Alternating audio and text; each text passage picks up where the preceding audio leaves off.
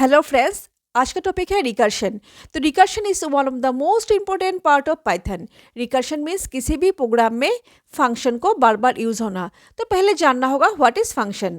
Python में function एक code block होते हैं जो किसी भी विशेष काम करने के लिए बनाया जाता है। तो डेफ फंक्शन का यूज होता है रिकर्शन में, जहां एक या अधिक स्टेटमेंट शामिल रहते हैं। तो रिकर्शन एक तकनीक है जहां फंक्शन खुद को ही बार बार कॉल करते हैं तक बेस केस तक पहुंच नहीं जाते हैं। तो बेस केस वो कंडीशन होते हैं जहां रिकर्शन रुक जाते हैं। टू टाइप्स का रिकर्शन होते हैं, डायरेक्ट और लीनियर रिकर्शन, इनडायरेक्ट और म्यूचुअल रिकर्शन। तो डायरेक्ट रिकर्शन तब होते हैं जब फंक्शन एक पार्ट को खुद ही कॉल करते हैं तो प्रॉब्लम को छोटे छोटे हिस्से में सॉल्व करते हैं। तो एक रियल लाइफ एग्जांपल देख लेते हैं। एक पर्सन मिरर के सामने खड़े होकर खुद को बात करना और खुद को ही क्वेश्चन पूछना।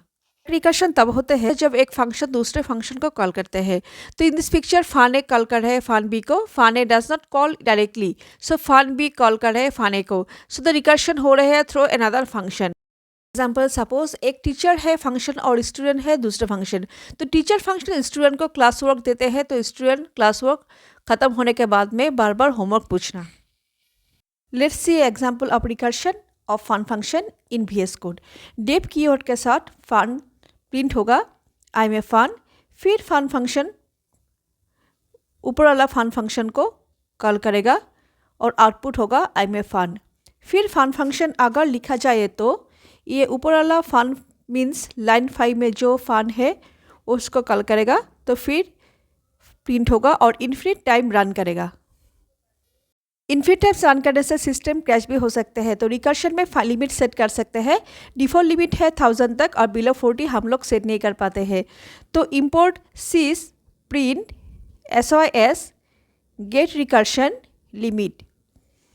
Next line sys dot